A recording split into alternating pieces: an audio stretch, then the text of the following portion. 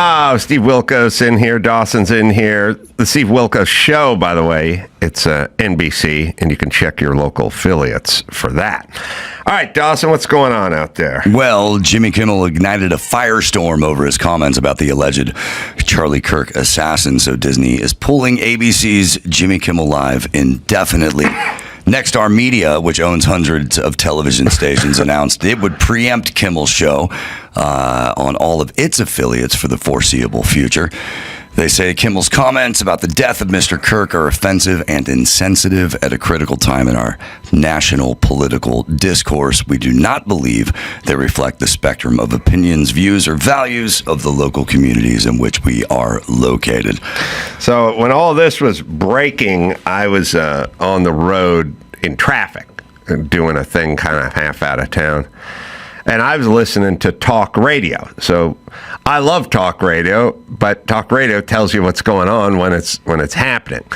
And Mike August, who's booker and friend, and I was meeting him at the event, he's a sports radio guy. I don't get the sports radio guys, but okay. But he didn't. So, but he's very, he worked for Kimmel's show for 15 years. He's very finger on the pulse of what's going on. This guy, that guy, Jimmy, he knows what's going on at the Kimmel show, and he was there for a long time. He also knows what's going on in late night show business, because James Baby Doll Dixon, my agent, is Colbert's agent. Mm-hmm. It was Mike's former partner and Jimmy's agent. Also, it was crazy. James Baby Doll Dixon represent, 7 weeks ago, we had two guys that were like the king of late night, mm-hmm. and now both on, over a decade, so on and so forth. So anyway, I'm hearing about this on the radio. And so Mike calls, and he goes, "How far away are you from the gig?" I go, "I got another hour in traffic." And then he brings up Kimmel for some reason. He's something like, "Oh, man, what's this Kimmel thing?" He says something sort of innocuous. And I go, "Oh, yeah, man. That's crazy, right?" And he goes, "What?" And I go, "Yeah." And so then I tell him, I think he knows that Kimmel's been pulled off. He does not know. So then I go, I said, what would be funny? Every time I talk to Bill O'Reilly always says to me, Connecticut guy, right? Yeah. I talked to Bill O'Reilly last week. He goes, "Hey, tell your buddy Kimmel to put me on the show. Tell your buddy Kimmel to roll in every time. He goes, tell your buddy, I'd be great on the show. Go tell your buddy that." And Kimmel was slated to go to New York, go to Brooklyn, So he goes, "He's going to be in here, tell your buddy, whatever." So just because I think it's funny, and I know Jimmy's show's been pulled, I tell Mike, hit up O'Reilly and tell him good news, I got him booked. He's coming to New York. Colbert's his lead, but he's going to bump Colbert, and I got you in there instead. And Jimmy goes, Mike goes, "You want me to do what with O'Reilly?" I go, "Just hit up O'Reilly's people, tell him good news, I got him booked on Kimmel's show." He goes, "You got him booked on Kimmel's show?" I go, yeah, tell him that. It's funny."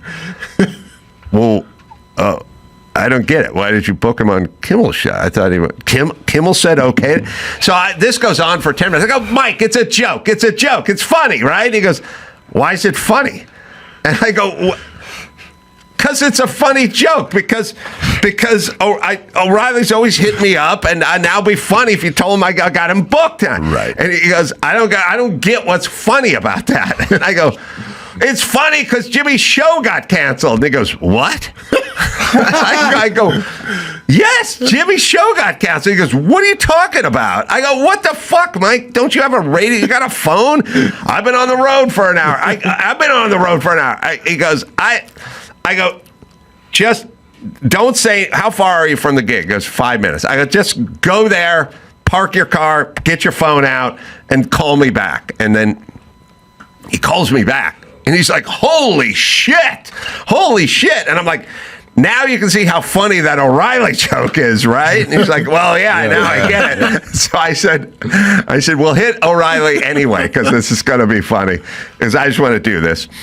And then, Mike's talking, when affiliates, he was saying, I think it was Conan had one affiliate in Boston drop him, and that's when the domino effect started happening with Conan. But, he knows the nuts and the bolts of TV and late night and affiliates, and once X amount of affiliates, it's once the affiliates drop you or a group drops you, then you get dropped. Now, so then I'm very weird about sending texts to people that are in the middle of stuff, because I feel like they're being flooded with text, and then it feels like a burden to them because they feel compelled to answer your text in a pile of text that they're getting. Well, I would imagine you were on the receiving end of that. I was yesterday. I got onto a group thing with all the guys who worked there and stuff like that. The usual suspects, the guys I watch football with and stuff. But I also had a gig, so I basically shut it off. I just have to go perform and be on stage and do whatever I'm doing. I can't sit around and get a private room and look at my phone. It happened right when I got there. But there was a break, and I said to Jimmy, I just sent him a text because, you want to be on record as like understanding or knowing or whatever. So then I just sent him a text that just said, thinking about you, hope you're okay. And then I always write, I don't know, maybe this is a reverse psychology thing, but I always write, you don't need to reply, because I just want, it's like your dad died, hey, Steve, sorry. Yeah. Handle your business. I understand. I don't want you actually writing me back and telling me thank you for, it's a tough time for all of us. I'm thinking about you. I'll lead with that sometimes. No need to reply. Just making sure you're cool. Right. He wrote back 18 seconds later, which is how Jimmy does. He just writes back, and maybe he's passive aggressive. Maybe it's my no need to reply makes him reply faster. But he just replied, and he's like, wow, strange times out here, whatever. And then I told him I booked O'Reilly on the show. I said, look, as long as you're replying, I'm going to just tell you I booked O'Reilly, but I make a joke. And then he just wrote back, I'm being followed by a helicopter.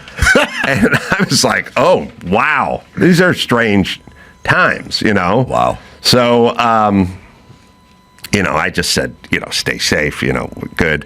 I think a lot of people want me to comment on it. My feeling is this: I don't think he should have been fired. It's a weird thing. The right and the left are always sort of misinterpreting things. He was inaccurate about something. It wasn't like he was necessarily attacking Charlie Kirk. He was trying to dump it on Trump and inaccurate about it, because that's what. We're living at a time where something happens. Nancy Pelosi's husband gets hit with a hammer. This side says he's had a MAGA hat on. That side says he's some kind of nudist hippie from Haight-Ashbury. That's all we do now. I don't feel like it's necessary, but that's all we do. But also. And I don't like the government getting involved. And I've heard every side of the story. And in general, I just want people to speak, and then the ratings will do the talking, and you can support them or not support them. And if that's what you want to watch, you can watch it.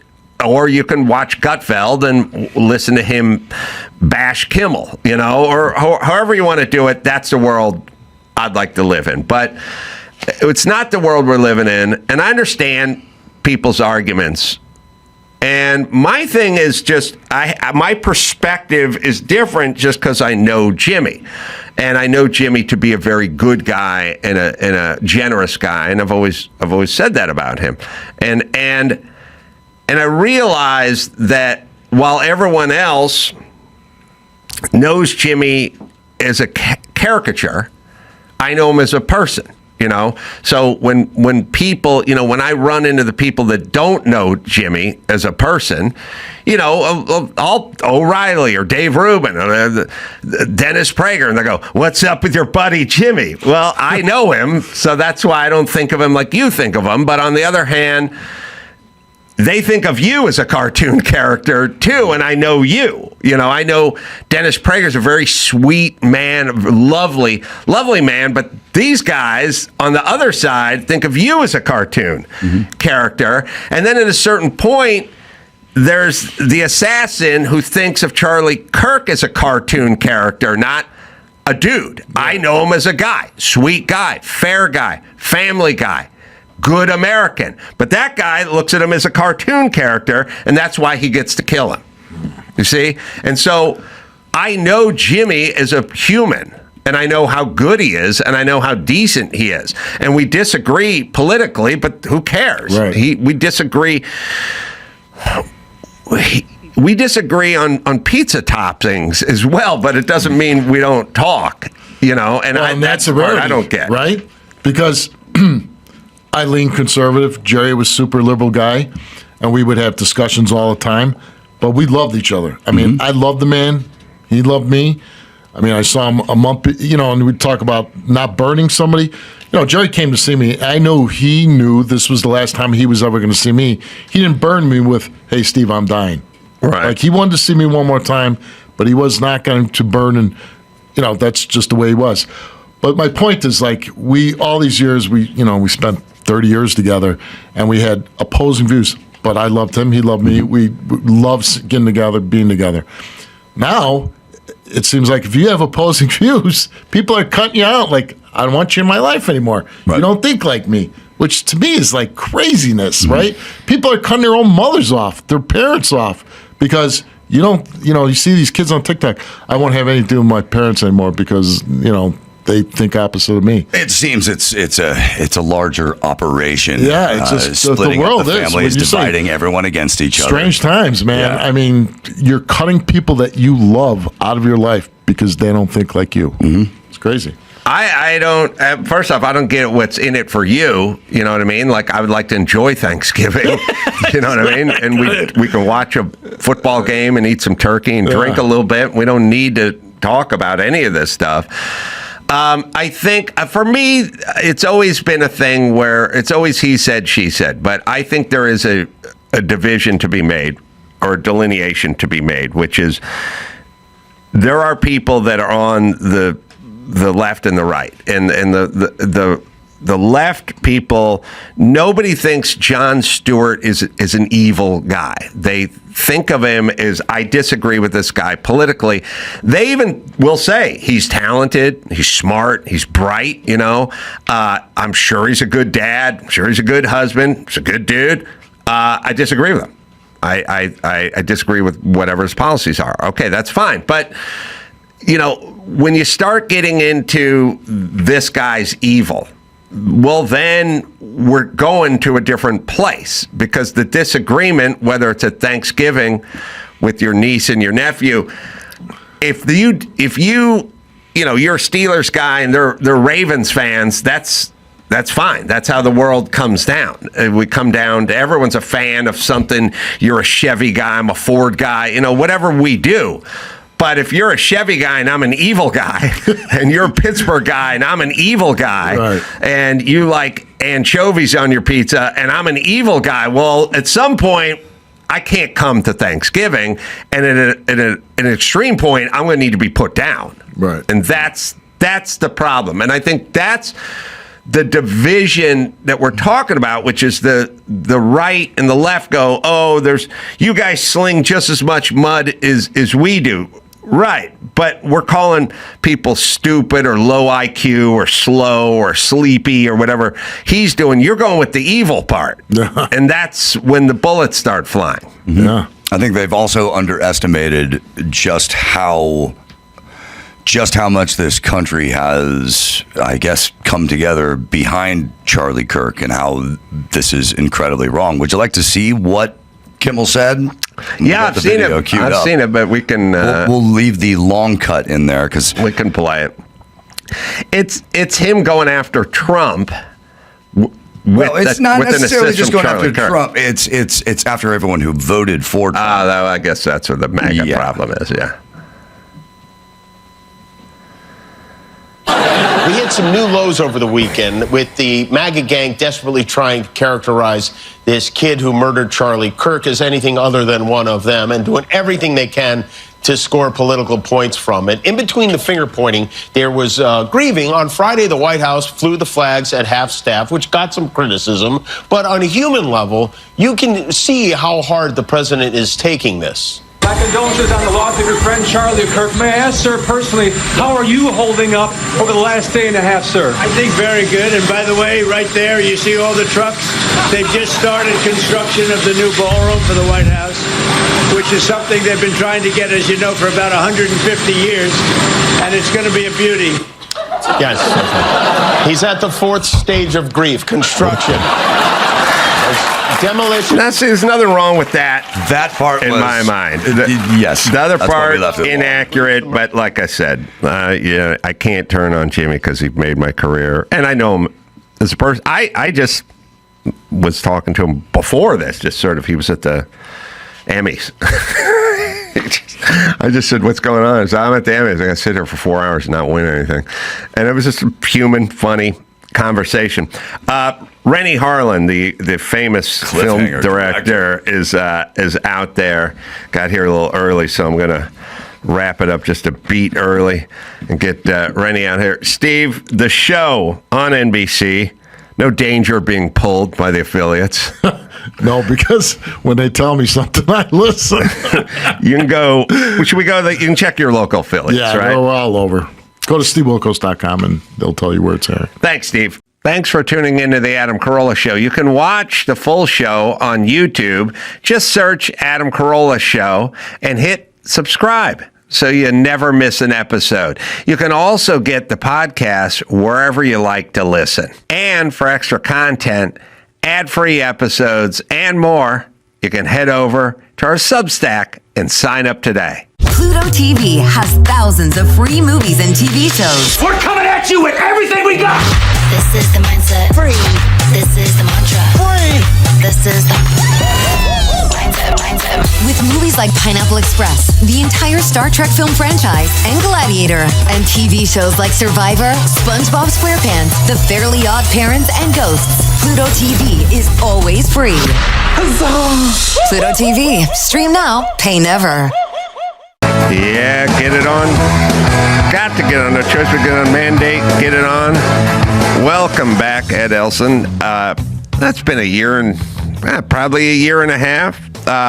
Professor G, he does the pod with Scott Galloway, who's been on the show a few times, and so he's a fan favorite. I guess, I don't know, expert. Give me your field of expertise, Ed. And I mean, go ahead and flatter yourself a little bit. Well, I'm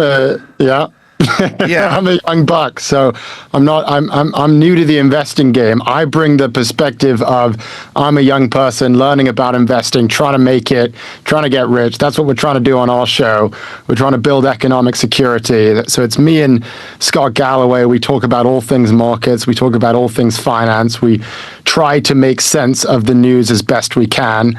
So I'm Scott Galloway's Padawan. I'm not so much of an expert, but I talk about the markets. I give my opinion, and that's what we do on our show. So it's good to be here. Yeah, it's interesting, money and relationship with money. I think coming from a family that didn't have a relationship with money and was sort of turned off to it in a way that a fat person would be to a gym or pick up a hockey game or something. Like there was a kind of a shame involved. What it was is we don't make money. We don't really know how to make money. And instead of investigate that, we're just going to stay away from all things money because it's kind of shaming and it's a little bit depressing.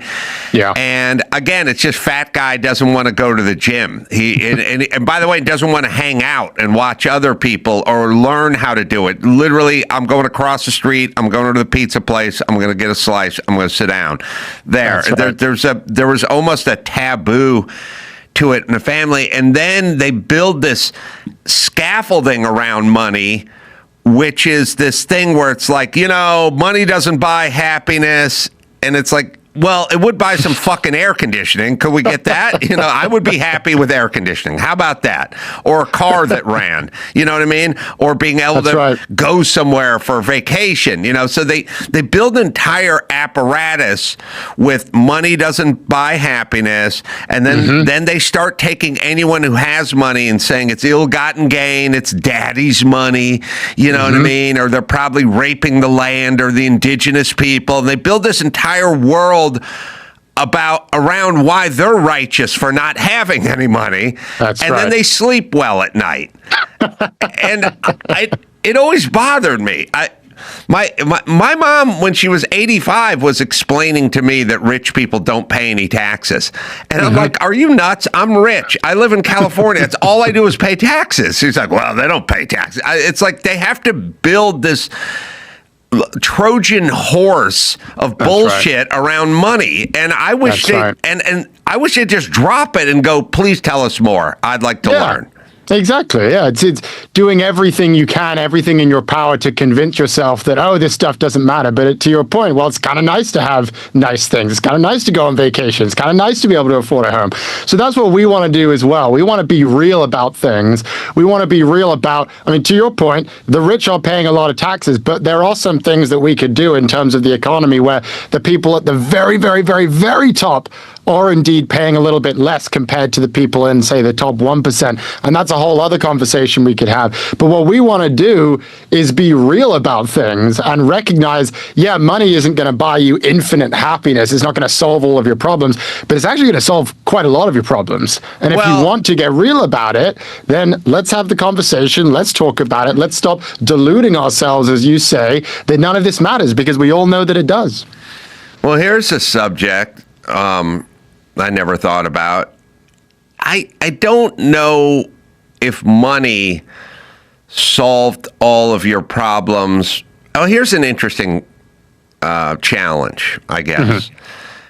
Did money solve more of your problems 200 years ago than it does now? I do feel like everything sort of comes back to money now. Yes. Everything is about food, and it's about transportation, and it's about living. In LA, average rent's $2,200 or something. Like you would have to live.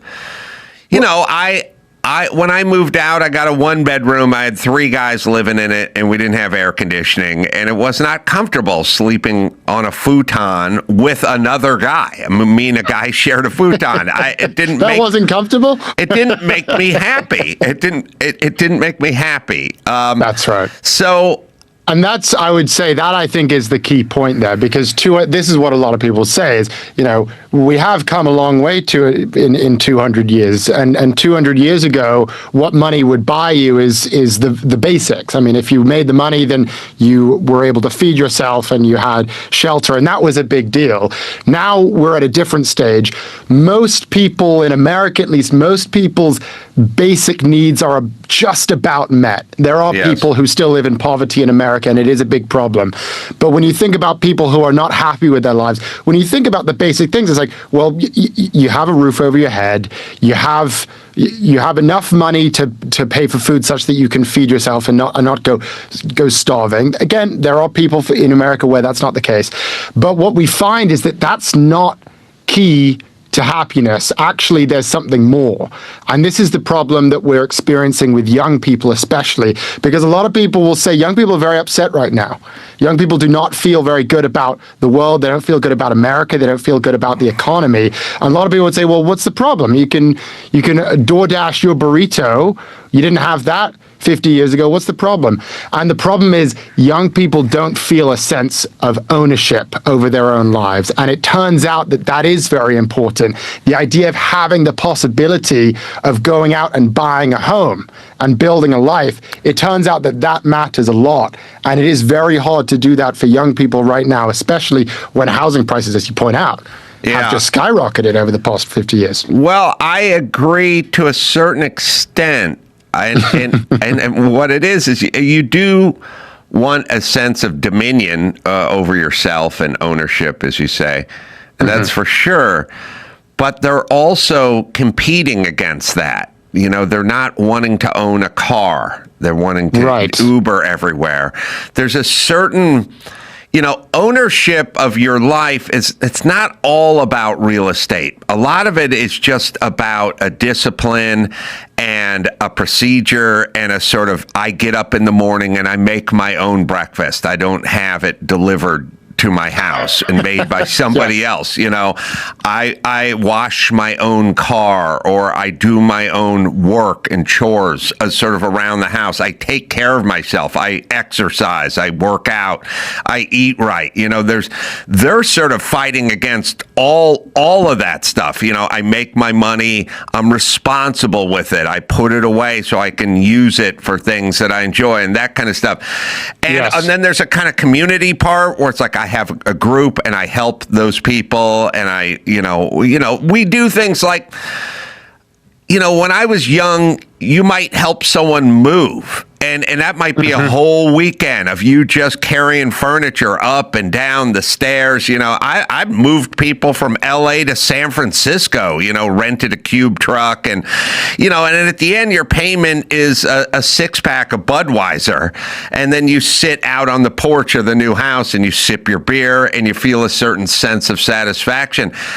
I don't really see that, or, we're going to add, we're going to build a barn like the Amish and the community is going to come together, or, I'm basic beer commercial stuff from the 70s where it's gone. The dad showed up, helped the son put a new deck on his house, and at the end they toasted the Budweiser. That stuff is super important. No young people I know are involved with it at all. Not happening. It's edibles and it's edibles and DoorDash and Hulu and DoorDash. Yes. But I have to defend my generation as a member of it, because the question is it because we don't want to do that anymore, and so we've decided to do something else? Or is it because we've been conditioned in a certain way, and the environment that we've grown up with has sort of taught us to be more attracted to things like swiping away on Hinge versus going out and actually meeting someone in the real world? And I would argue that technology companies are the reason that we have become this way. And I agree with you. I'd rather we were more interested in community. We were more interested in working hard, figuring out how we can take ownership over our own lives versus just outsourcing everything to our phones. But you have to remember, we grew up on these screens. We grew up with technology. We're the first generation in history to have lived our entire lives on screens. And if you actually add up the amount of time that we are spending looking at our phones, this is Gen Z specifically, if you add it all up over the course of a year, it comes out to 109 days out of the year that we are looking at our phones. We spend 106 days asleep. So that gives us about 150 days left over to do all the things that you're supposed to do, to figure out how to meet people, how to network, how to get a job, how to establish a relationship, how to get a girlfriend, how to get a boyfriend. We don't have enough practice with this stuff. And I would argue that it's largely because we're operating with almost like 40% less time than our parents did at our age, because we're glued to these devices. So that's where I try to defend our generation. Yes, we certainly have our shortcomings, and there's a lot of ways in which we could be better and take more ownership. But I do think we were in a lot of ways dealt kind of a difficult hand, where we were given these devices literally from the moment we grew up.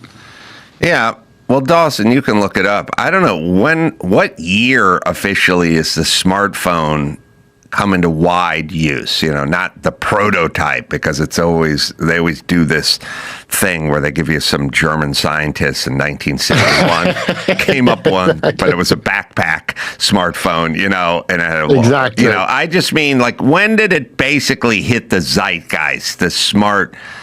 I would say, and maybe someone on the show can fact check me, but I would say the early to mid 2010s is when everyone has a smartphone. I mean, I'm 27, and I got my smartphone when I was 14. Right. But before then, I was still on the screens, and I was playing the video games, and I was on the computer, and, you know, I was still very much grew up looking at the screen. The smartphone was definitely the game changer, and that's where it just expedited the entire process to the point where we are literally spending most of our time. Yeah. Well, I have an answer, and you're correct.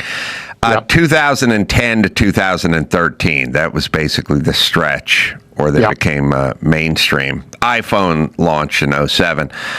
So I missed that train, and I was always kind of reluctant, maybe from a weird impulse standpoint, to get involved too heavily in that world. For instance, I never played a video game, and they were available. I just didn't. It was weird, you know. In a weird way, I think I would file a video game under phone sex. There used to be a lot of phone sex, and I would kind of go, I don't really get it. Like, it's not sex. You don't even meet the person, and she's just saying shit, and you're like, yeah, I know. And I was like, it's kind of a simulation of sex or a relationship, and they're like, yeah, I like it. And I'm like, I don't like it because it feels weird, because it feels unsatisfying, and I felt that way with video games. Like, I just felt, and by the way, before that, I felt that way with comic books. I was like, what are we doing? Well, we're reading Spider-Man. And I'd be like, well, what's he doing? Well, he's up on a roof, and he jumped off the roof onto a tree. And I'd go, well, why don't we go do that? Let's just go do the thing we're looking at, or let's go find someone and have sex with them. But let's not make a phone call about it. It all felt weird and unsatisfying to me. 100%. But Adam, it's gotten even worse, because now we're dealing with OnlyFans, which is that times a billion. And you look at how successful. I mean, one, we've got AI and OpenAI, which is the main technologist of our time, and they said that they wanted to basically get into AI porn. They've now rolled that back. But OnlyFans is one of the most interesting companies in the world right now, because they're doing $7 billion in revenue per year. Americans are spending more on OnlyFans today each year than they spend on toothpaste. Wow. They have 300 million registered accounts, 70% of which are male. And so that's basically, I mean, you're getting close to the population of America across the entire globe paying for OnlyFans. And what they're doing is that, as you say, it's not actually a sex, it's not actually a relationship, but what they do is they pay to have the chance to message privately with some woman that they've never met in their life. And this is becoming so popular, so huge, that this company is now one of the most profitable companies we're seeing. It's one of the most revenue efficient companies in the world on a per employee basis. They're printing money right now because we are so lonely, and because we're so out of touch with how to have normal relationships with people, how to go out and meet people in any normal type of way. So, I mean, the video games, it started somewhere there, but now we've gotten way out of control, to the point where young people don't even know how to talk to each other. So they just simulate the experience by going on OnlyFans and paying someone to just have the chance to speak with them.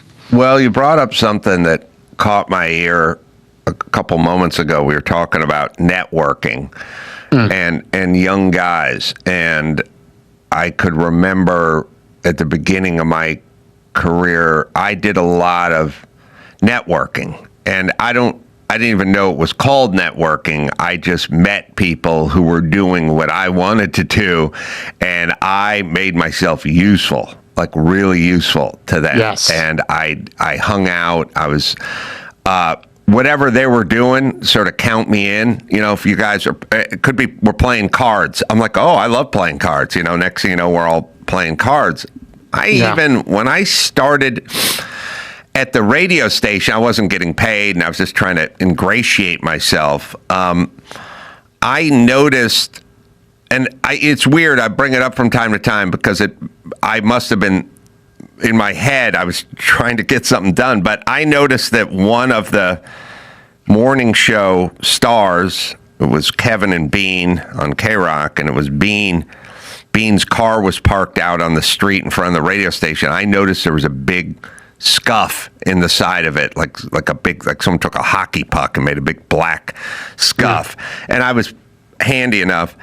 And the next time I showed up or brought some rubbing compound, and I just went a wet rag and I just buffed it out on the street. And then I walked up, and when I got up to the radio station, I said, "Hey, Bean, by the by, that scuff?" He goes, "Yeah, things drive me nuts." I go, "Got rid of it. Looks brand new." And he goes, "Oh, man, thanks, brother."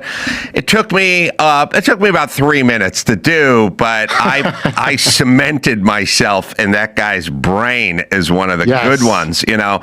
And then after I'd been there for just literally about 3 months, the whole morning team was going to New York to cover the MTV Awards and blah, blah, blah. And I wasn't an employee. I wasn't getting paid. I was just kind of helping out. And they were like, "We should bring Adam to New York with us all," you know. And the radio station was like, "I'm not going to pay for another hotel room and another plane ticket. And he's not even an employee," kind of thing. And they battled to get me to go with them because I had made an impression on them. I'd networked with them. And I have been at this podcast studio for 16 years, and I've seen throngs of young guys come in and out of this place who, as employees, who said they wanted to do this or do comedy or do writing or do some form of whatever it is I've been doing for 30 years.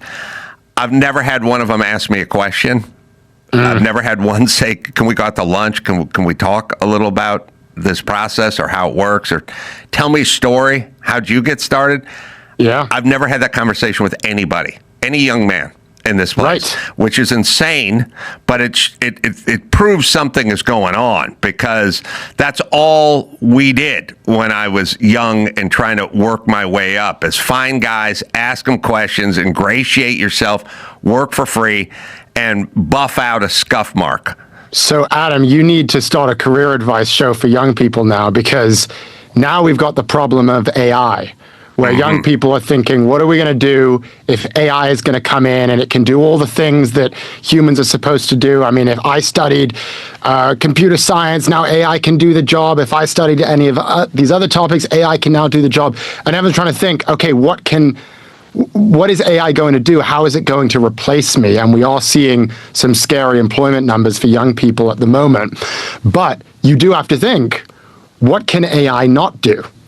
And this is one of the things I tell people on our show, and you basically just said it. AI cannot clean up a scuff mark on someone's car. Right. That's not something that AI can do.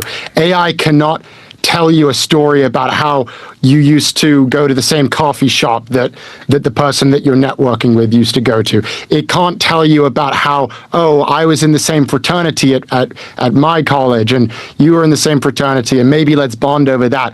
AI is very bad at getting coffees with people. It's very bad at establishing that level of connection. And so when you think about, okay, how are young people going to figure out this whole employment thing? How are they going to get a job? How are they not going to lose a job to AI? It's exactly what you just said. You have to establish relationships with people. You have to make people like you. You have to tell them about yourself. You have to show these people, I have a personality. I have interests. I have hobbies. Maybe we have something in common. Maybe there's some way that we have a connection here. Those are the things that AI is never going to get done, because AI is just a sheep. You just prompt it and prompt it and prompt it, and that's all it does. But it's never going to do the things that you just said, which is why I think you need to start a career advice show at some point, because that advice is what young people who are worried about AI need to hear. Thank you. And speaking of AI, I've always been a big fan of the trades because it's where I come from. Yeah. And now AI has really made me a fan of the trades. Also, you know, when I got started with the trades, it's pretty much you got $7 or $8 an hour. That was that. And there wasn't a way to really make a good living off the trades because you got sort of paid whatever double minimum wage, and that was about it. And nobody I knew was really flourishing in the trades. Things have evolved. Things have changed. Guys are really making businesses out of it, and are also just making a good hourly wage as an electrician or plumber, carpenters, and things like that. And I know Scott pushes for that, Galloway, and has had some success at UCLA, I believe, with some of these things. And I spend time with the Mike Rose of the world, and I've always said it, just long before AI. For me, I can remember a big push in the late 90s about exposing kids to music and how we needed the music programs, and the schools were closing the music programs, and hi, I'm Sheryl Crow and this is super important, so you should listen to me. And I'd go, listen, music is fine, but they need shop class is what they need. They're not going to make their living as musicians, but they would as carpenters. And you guys who are pushing for the music class don't give a shit about all the shop classes. You want those to go away so you can have more music classes. And you just want to party. Right. You just want to have a good time. You want to have a conga line straight to the poorhouse. So it was very out of vogue 30 years ago when I was complaining about shop class, because shop class is where you send the dumb kids. The smart kids were going to college, and the dumb kids were going to shop class. And I've always fought back against that. And now, finally, sort of slowly, it's coming around, but it's still, there's a kind of snobbery involved. 100%. But I do think that is coming to an end. I think it's starting to change. I think we are seeing more of an interest and more investment in vocational training because we're realizing that this stuff is really, really important. I mean, we're on the subject of AI, and we're thinking about how are we going to build AI, this thing that's going to create trillions of dollars worth of value, is going to transform the world. Well, if you want to do that, then you need to build these things called data centers, and those things called data centers are going to need electricians and technicians to lay down the groundwork, build those things up. And right now, that's where all of the money is going. I mean, hundreds of billions of dollars from these big tech companies. They're investing it not in the software engineers who they're laying off by the minute. They're investing it in the people who are actually working with their hands and creating and building physical stuff that we will need to build out this economic revolution that everyone's so excited about. So I think I think we're beginning to see the change, and people are starting to realize actually this vocational training thing is very, very important. We need to emphasize it a lot more culturally, and then we also need to invest in it a lot more. And I also think that young people are excited about that because they realize that the whole college thing was a little bit of a scam. I mean, it depends on who you are and where you went and the amount of debt that you took out to go to college.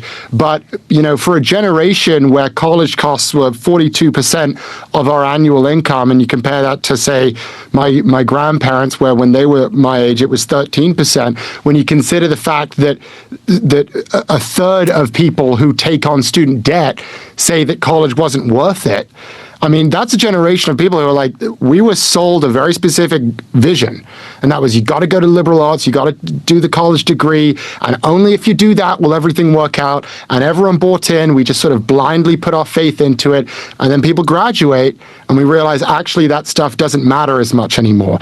Maybe I should have gone and learned how to work with my hands. Maybe I should have figured out some sort of vocational training program, which would have really guaranteed me a job for the long term. And that's the biggest struggle for young people right now. So vocational work is 100% coming back, and you were early to that. Jesus, I'm trying to think. I was talking about that right around the time you were born. So you brought up a very good point, which is AI is going to put a lot of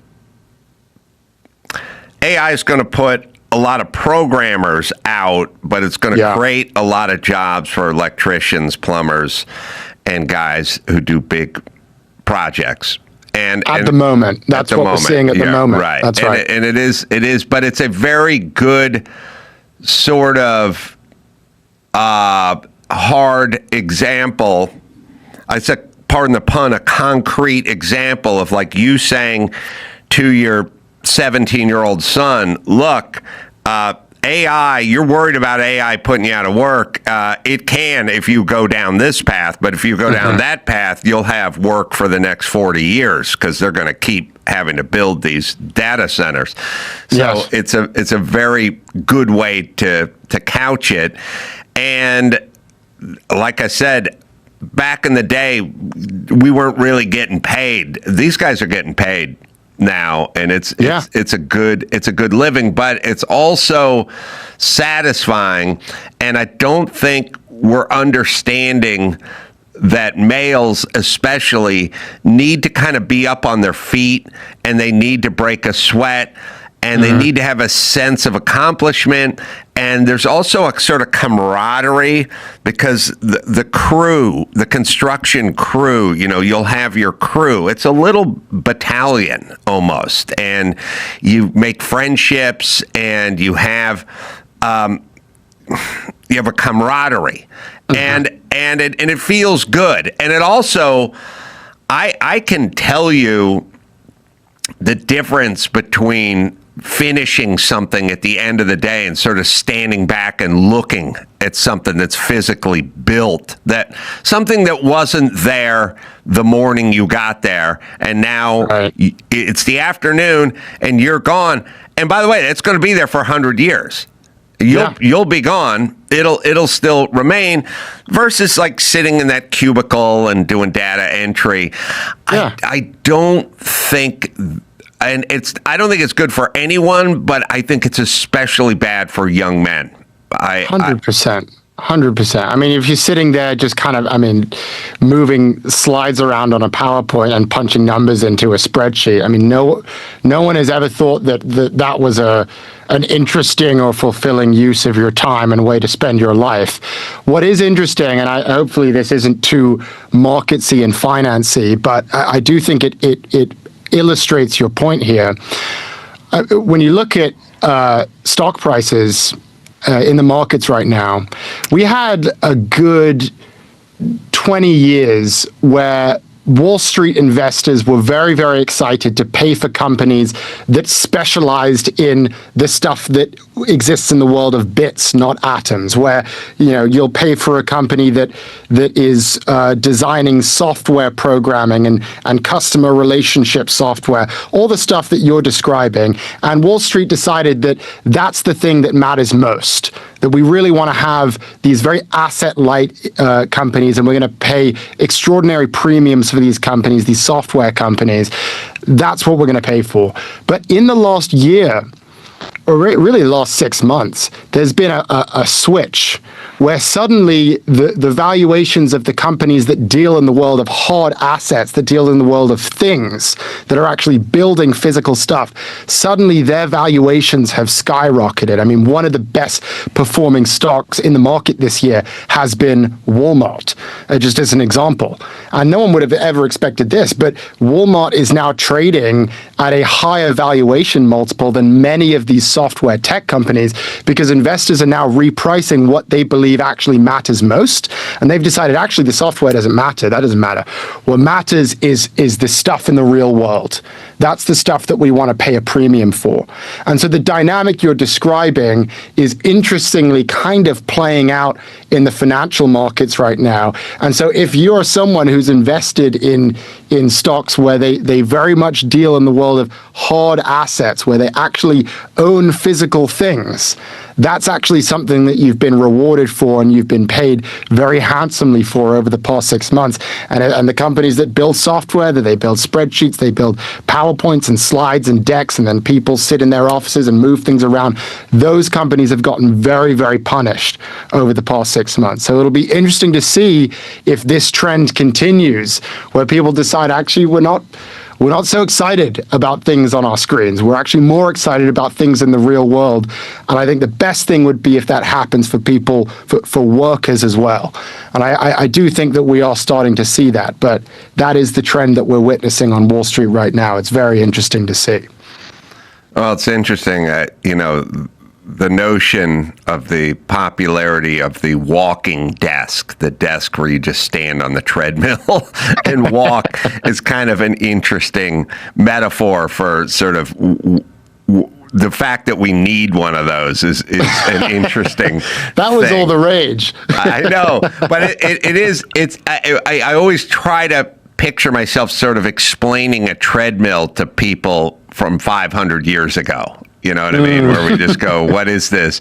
It's a simulation of walking. It's like, well, why don't you just walk? We don't have to walk. We don't want to walk, but we kind of want to walk, but we don't want to get fat, but we don't want to go outside. So we created a simulation of exercise. And I've often said that the treadmill makes sense because we went, well, what's happening? Well, people were sort of fit and sort of thin because they walked long distances to the well to get water, and then they had to carry the gourd filled with water back to the hut, and so no one was really fat. You had to do that. And then someone said, well, why do you need the treadmill now? Well, we don't have that anymore. We have hot and cold filtered water, bottled water, and Grubhub, and we're not going out and walking around. We don't need to, so we've simulated that with this. And I go, okay, well, that makes sense because, you want to stay fit. I would argue that some version of the treadmill is necessary now mentally.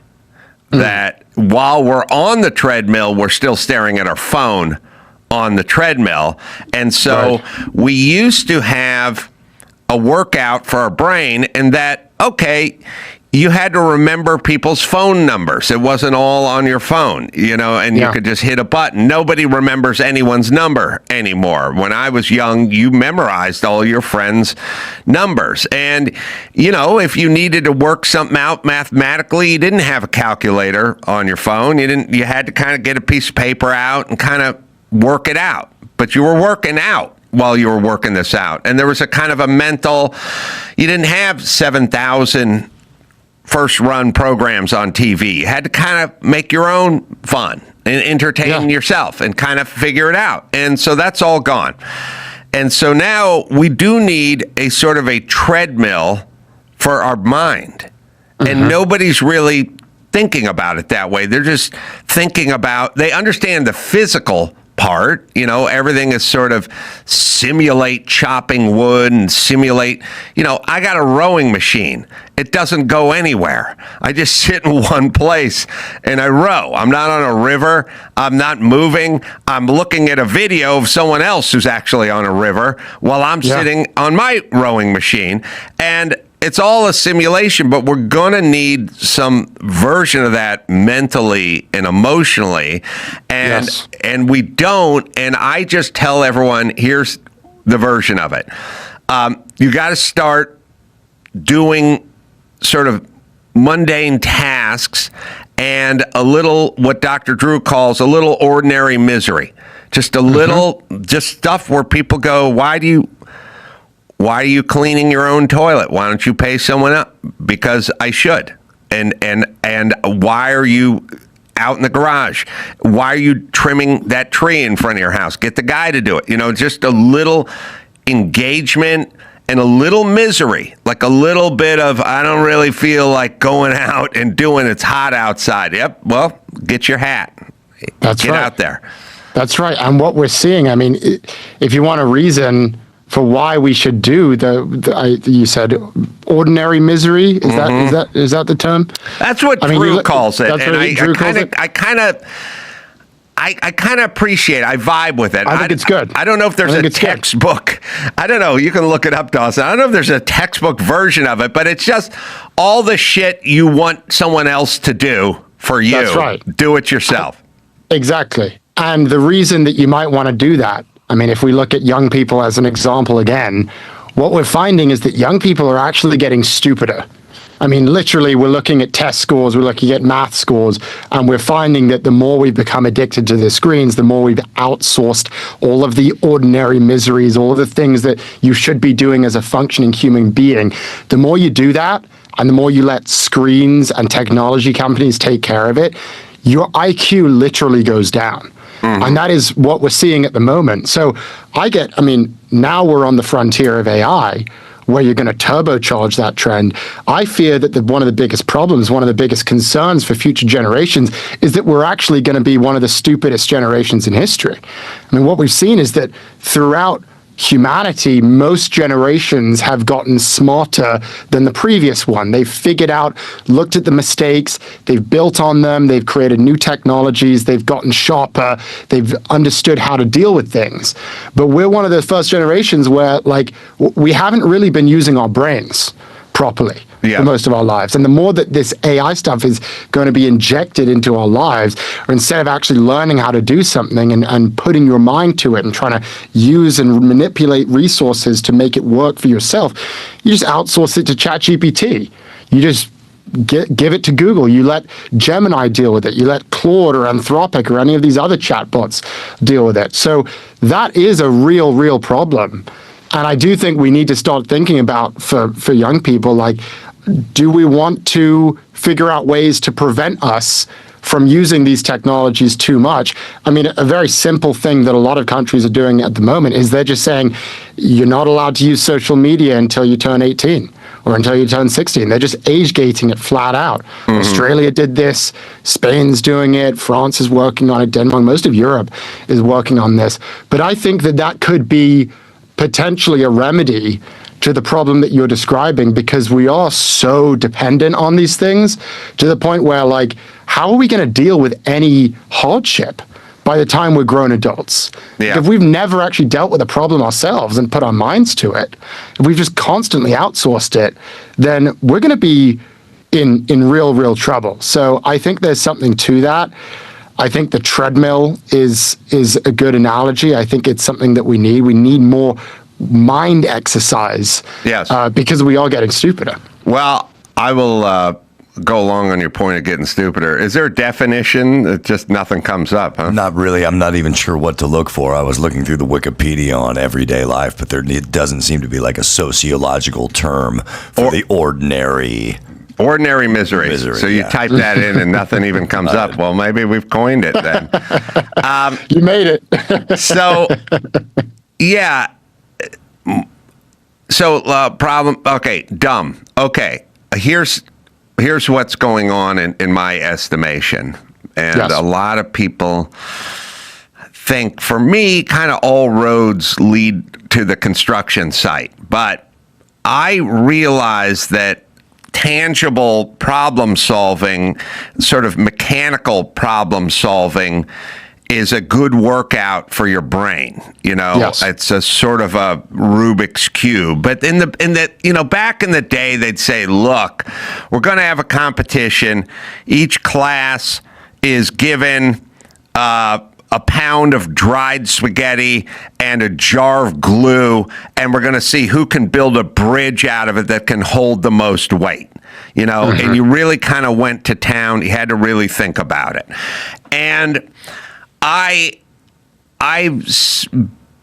been very mechanical my whole life, but I realize when people kind of say to me, you have a sort of pragmatic wisdom or some kind of everyday practical think, I go, oh, thanks. But I think that's all mechanical, because the mechanical doesn't care if you're male or female or black or white or what your sexual proclivities. It's just gravity, and this is just how it works. And by the way, it doesn't really care about your feelings. It's just sort of what works and what doesn't work. And I've lived my life in that world, trying to problem solve and work things through and so on and so forth. And I realize, and I do it almost on a daily basis, I can sort of have a conversation about how to build something with someone else who knows how to build, and we can talk it over the phone, we can talk it through, and I can sort of see it spatially in my brain. I will see what I'm laying out for this person. And nobody builds anymore today. So kids don't tinker. They don't tinker. I spent my entire youth trying to fix my bicycle or upgrade something. Everybody was trying to work on their go-kart or their mini bike. Like, there was tinkering. There was nothing but putting things together. And nobody does that anymore. And so they have a sort of illogical thinking that goes along with that. And I hear it a lot. Like, it's a little magical in thinking. Like, we have a politician out here in LA who's, I guess, trying to run for mayor. And she's pretty high up there. Her name is Nithya Raman. And she gave a whole speech about catalytic converter theft, which is a problem in Los Angeles. And it was the fault of Toyota for making it super easy for them to steal this thing that's welded into the bottom of your car. And it's an insane premise. It's an insane premise. But it's only a premise that someone who's never built anything could come up with. I couldn't come up with that because I know how an exhaust system works on a car, and I know what a catalytic converter is. And by the way, I know all the tools you need to steal a catalytic converter. You would need a Sawzall, but that's a brand name. It's a bayonet saw or a reciprocating saw, and you'd have to get under the car with a floor jack and steal the thing. Hopefully, a can of WD-40, make it a little bit better, and a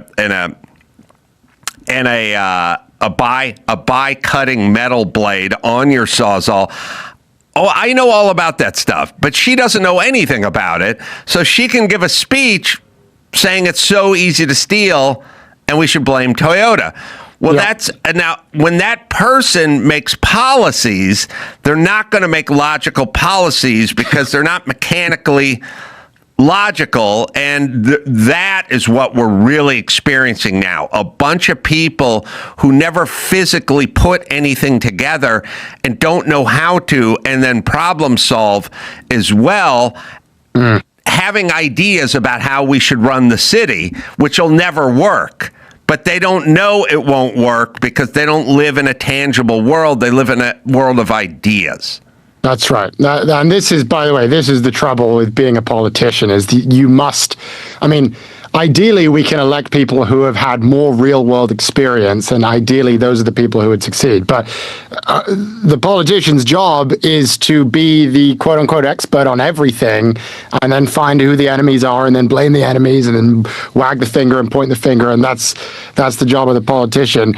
But I mean, to your point, something that I've been speaking with Representative Seth Moulton, who's a veteran. He's a representative of Massachusetts, running for senator. And one of his viewpoints, I don't know if he's said this publicly at this point. I think it's fine that I'm saying this, but we've been talking about the idea of national service, not just in terms of like you go and enlist in the military, but it would be perhaps good for young people and good for our generation if there was an expectation that when you graduate high school or when you graduate college, for 2 years, you're going to go out there and do something that is legitimately productive for America. You're going to go work as a mechanic and figure out how to build things in certain areas. You're going to go work as, maybe a teacher. You're going to go in and provide some sort of public service, and you're going to get the skills of understanding this is actually how the real world works. This is how capitalism works. This is how value is created. This is how people get paid. And I mean, I don't love the idea of we're going to mandate it. It feels a little bit too stringent, but I do think that there's something to that. Agreed. Where you want to get everyone on the same page. We're all going to be, we're all going to realize that we have a stake in this thing, and if we want to make something of this country, then we all need to be providing value in some way. And as you say, build some camaraderie. Yes. We can all be in the battalion together. Well, I think that there's something to that. No, I completely agree. I don't know. You can look it up. God, let's see. Something's bothering me. It was there. We used to have like, if you were a youth who'd lost their way, you'd go into the forestry service or something, and you'd have to clear brush for 2 years instead of going to being a juvenile delinquent. You know what I mean? Like you'd learn something. Update on ordinary misery. Freud seemed to call it ordinary unhappiness, and he seemed to say that argument of putting yourself through that will help your mental strength. It will. And you know, the other thing that's interesting, if you go to the Red Rocks Amphitheater in Colorado, which was built, 100 years ago, it was mostly built by delinquent boys, like boys who were fatherless, who, would have lived in the poorhouse or whatever. They took these 14, 15-year-old guys and they went, look, we got to put you to use and you got to feel like something. Otherwise, you're just going to be running the streets. Causing trouble, Right. We used to understand that. Now we look at it as don't be mean. And it's it's not really being mean. That kid's rudderless. He doesn't have a dad. You want him out on the streets? That's mean. People will say, you're restricting my ability to do what I want. It's like, well, let's just look at the alternative right now, which is that a third of young people are still living with our parents. More than half of us say that we don't want to have children. We have the lowest national pride of any generation in the history of America. We're sitting around, we're vaping in the basement, playing the video games, doing the DoorDash, not making any meaning of our lives. It's like, that's your alternative. Right. So if we're going to say you're restricting the freedoms, it's like, no, the alternative, the current situation that you are contending with is frankly a very shitty situation. You're living at home and you're not excited about your life, and that's what most young people are today. So I think it's a very reasonable proposal. I think the guy I'm talking about, Dawson, who was in I'm calling it forestry service, but it's basically, you take the kid at 15, 16, 17, the male, and you go, look, you want to go to juvie, or do you want to pick up a shovel and head out to a camp and clear brush? That man's name was Coolio. Coolio, who had Gangster's Paradise, was his big, you might recognize Coolio. Yeah. And who, by the way, passed recently, as I recall, but I do remember interviewing Coolio, and he was a delinquent kid, and he ended up in the forestry. And by the way, all those guys go, it saved my life. I was running around with gangs in the inner city. I probably would have got shot, and then I ended up in Oregon clearing brush, and I learned how to use a probably chainsaw. Establishing some friendships as well. I mean, that's the other problem with young people right now is we don't have any friends. 1 in 5 Gen Zers, that's my generation, say they have 0 close friends whatsoever. Wow. So that's, we're talking about what are the real problems for young people. The loneliness thing is crazy. By the way, if you look at the entire population of America, 12% of Americans say they have 0 close friends today. It's up from 3% in 1980. So this is like a real problem around the nation and honestly around the globe. But for young people, it's especially a problem. So you want to figure out ways to put young people in a room together where they're not DMing each other on their screens and actually interacting in the real world that would actually have some value. By the way, I have a question for you, Adam. We've been talking about mechanics, and you're saying how your brain, you have a more mechanical view of things. It's interesting that you are a comedian and you are in the arts in a way. I'd be interested to hear how that happened for you. And you're working, it sounds like you have these kind of interesting diverging interests, but you are working in the world of ideas, and that is where you landed. How did that happen for you, if you don't mind? I will tell you, first, a Coolio update. That's the most important. Yes, we need to prioritize, ladies and gentlemen. If you learned anything from listening to this podcast, it's priority. Coolio worked as a firefighter for the California Department of Forestry and Fire Detection during the 80s. He was in the California Conservation Corps. That's what I was trying to think. They put him in served as a rehab effort to get over crack cocaine addiction. So they basically, and you can go deeper. He was a young man, and crack cocaine, young black man. I'm sure he was in Compton, or he was in Compton. So he's in the ghetto. He's dealing crack. He's got a choice between being a Crip or Blood, and somebody gets hold of him and sends him out into nature, and teaches him how to do conservation. And that's what it was. We'd have Corps. We'd have the California Conservation Corps. Now, if somebody tried to mandate that today, the ACLU would sue them, and then we'd never be able to do it. And our argument is, you are suing me so this guy can have the right to get shot by a gangbanger and never see his 17th birthday. Okay, fine. Listen, for me, they would. ACLU would definitely sue you if you tried to do some sort of mandate with this. Now, we should try it. We should try it and test out the theory. So, look, for me, I was mechanical and had a great interest in that world, and still do. And it's not just about building houses. I love cars. I love race cars. I love engines. I love anything mechanical. But I wasn't able to make. So ironically, if you wanted to participate and have race cars and work on race cars and have a shop and then go race those race cars, it was a very expensive endeavor. You need a truck, you need a trailer, you need a shop, you need the cars. Everything about it is expensive. The tires are very expensive. The fuel is, 117 octane and probably costs $40 a gallon or something. Everything about the endeavor is expensive. So, ironically, the guys who love all that stuff can't oftentimes afford to do that stuff. So I was like, I want to afford to do this stuff mechanically. I would like to build myself a house. I would like to have a race car and a shop and tools and things like that. So I did an assessment of myself, which is I understood the mechanical part, but that didn't seem to pay very well. And I liked it as a hobby. I didn't like to be forced to do it for 50 hours a week. And by the way, I was building someone else's house. It wasn't that as satisfying as building your own house. So I realized that my other aptitude was comedy. I had an ability to do comedy. So I just was very pragmatic about it. I said, here's the two things you're good at: building things and comedy.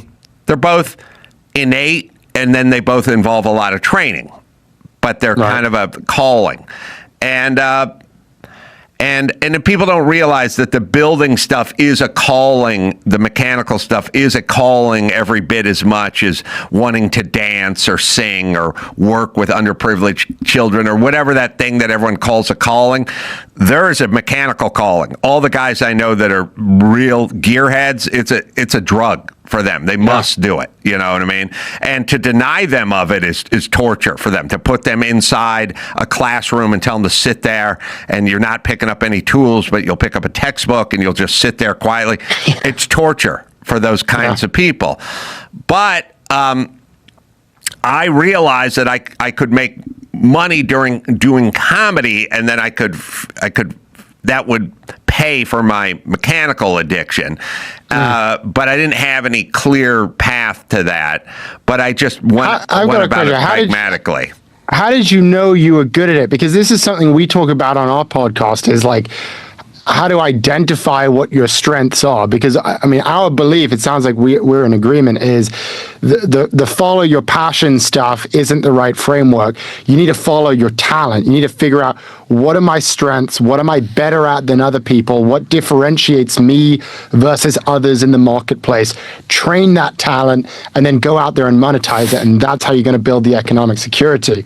But you recognize, I'm good at this. I can do this. This is going to work. in a field where a lot of people want to be a comedian, a lot of people want to be good at it, and a lot of people are not good at it. I'd just be interested, like, how did that? At what point were you like, yeah, I can really do this? I know you were supposed to be interviewing me, but I am just fascinated to hear the answer. Well, thank you. I always had the ability, because of my upbringing, to live outside of myself and sort of view myself realistically. And I didn't have a mom that coddled me or a dad that coddled me or even paid attention to me. So I was always kind of autonomous, and I was always very realistic about what I could do and very realistic about what I couldn't do, and maybe overly realistic about what I couldn't do. And I was never brash and I was never cocky, but I was super realistic because I wasn't delusional. I never had, but it's me. You know, I never bought a lottery ticket because I knew I'd never win the lottery. I think people play the lottery. There's an element of it's me. People have way too much of themselves invested in themselves. You need to stand outside 100%. yourself and go, how do other people view you? Not what you think of yourself. 100%. That's insane. You know, so I was raised in such a bizarre way that I had that when I was 10. And with some low self-esteem and plenty of doubt. So if I arrived at the conclusion that I was good at something, I was good at it. It wasn't. I wasn't blowing smoke up my own ass. I didn't have parents that laughed and said, "Oh, you're the best. You're so funny." I had people sitting there with a scowl on their face, not even listening to me. I never had anybody in a position of power tell me I had any ability at all. No school counselor, no teachers, no family members. It was exactly the opposite. They told me to shut up and sit down, basically. So I was very realistic about what I could do, and I knew I had this ability, like you would know if you had a great singing voice when you were 15 or 16. You know, if you were a good singer or a good dancer or a good painter, you would know it. Now, there's lots of people that thought they were great painters and great dancers and great singers, and that's fine, and most of them aren't. But I could see that I had this ability. Now, I was not confident that I'd ever get paid a penny for it. I was able to separate these two thoughts, which is you have this ability, and you cannot deny you have this ability, but you're probably not going to be successful because it's a very low percentage game you're trying to get into, and I'm not positive that everyone else will recognize this ability in you, which up until I was, in my late 20s, I was right about. No one did recognize any of that ability, basically until I met Jimmy Kimmel, and then Jimmy Kimmel recognized it in a very substantial way. He was like, I don't know where you're from or what you do. I know you're a carpenter and a boxing coach, but you have an ability comedically, and it needs to be directed somewhere, and we need to get it to work, and I need to collaborate with you because you have this sort of gift. And he saw it. No other people might chuckle and then say, shut up, or whatever it is. Nobody really, he was the first guy who really was like, you have a thing. Yeah. And by the way, I knew it. I just didn't think anybody would ever pay me to do it because I come from a sort of downtrodden world where nobody gets rich and things never work out, But I got here because I was realistic about what my abilities were. Exactly, and I think it's an example of how people say tough love, being realistic, being objective, the idea that is mean is kind of a misnomer, because actually you're doing yourself a favor by being as realistic and as objective about your skill set as early as possible, such that you don't go down the wrong path, such that you don't overestimate your abilities and think that this is the right thing and then become deluded by what's actually good and what isn't good, what society is going to reward you for and what they won't reward you for. And this is part of the problem with the sort of the participation trophy culture, where you can delude people, and this probably affects young people. I think maybe the trend is starting to end and we're moving into more of an objective direction. But it is an example of how that can be a real problem, because you have a whole generation of people who, if they're told over and over again, like, you're great, you're great, you're great, then it's impossible to distinguish which things you're bad at and which things you're good at. And then you got to make a choice. What am I going to dedicate my time to? What am I going to go out there and try to monetize about myself? And so if you don't have that level of discernment, I guess, and objectivity about, I mean, I love what you said earlier, like, make a list. You made a list of the things that you're good at, and you've weighed it up and made the logical decision. I think that's something that a lot of young people should really be thinking about right now, especially as we are entering into this very uncertain job market. And I mean, this is the big problem that a lot of young people are so worried about. So one of the first things that you should really be thinking about is, like, what am I actually good at? Like, can I identify my strengths? Can I write them down on a piece of paper? And in addition, can I identify the things that I'm bad at? Because once you can make those distinctions, that makes it so much easier to figure out, actually, okay, this is the path ahead. This is how I'm going to build the best life for myself. So it really isn't mean. It's actually kind. It's actually kinder to yourself. Well, I mean, it's it's your doctor telling you have to lose a few pounds. Right. It's unhealthy. Well, don't you make me feel bad, doctor. Well, it's not him being mean. Exactly. And exactly. Let me give you a plug. Prof G Markets is the pod with our friend Scott Galloway, Ed Elson. Always good catching up. Always great to be here. Thank you so much, Adam. Really appreciate it. I appreciate you. We'll bring in Rudy. We'll do the news right after this. Morgan and Morgan. Well, I've known people have gotten hurt in accidents that wasn't their fault. And they tried to just tough it out. No lawyer, no help. Just hoping the bills and the pain would magically sort themselves out. Spoiler alert, they don't. And that's where Morgan & Morgan comes in. Morgan & Morgan is America's largest injury law firm. They've recovered more than $30 billion for over 500,000 clients. That's a serious track record. So if you're injured because someone else was negligent, you deserve to be paid. Don't try and white-knuckle it alone. Reach out to Morgan & Morgan and let the pros fight for you. Right, Dawson? If you're ever injured, you can check out Morgan & Morgan. Their fee is free unless they win. Yes, that's right. Their fee is free unless they win. To learn more, go to forthepeople.com/Adam or click the link in the description below. To learn more, go to forthepeople.com/Adam or click the link in the description below. This is a paid advertisement.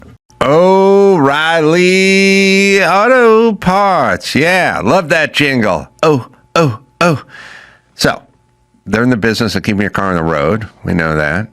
They're also, I don't have too many car issues. Usually I can figure them out, but if I can't, I go to O'Reilly. And they got all the stuff there. Mostly stuff for me.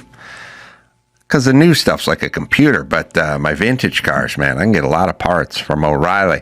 They got thousands of parts in stock, either in store or online, so you never have to worry if you get in a jam. Also, they'll test your battery for free, and if it needs to be replaced, they'll help you find the right one.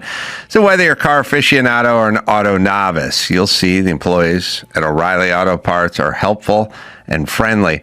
O'Reilly is your one-stop shop for all things auto do-it-yourself. It's O'Reilly Auto Parts, right, Dawson? Stop by O'Reilly Auto Parts today or visit us at O'ReillyAuto.com/Adam. And that's O'ReillyAuto.com/Adam. It's time to check Adam's voicemail. everybody. Get an apartment before the ink is dry on your high school diploma.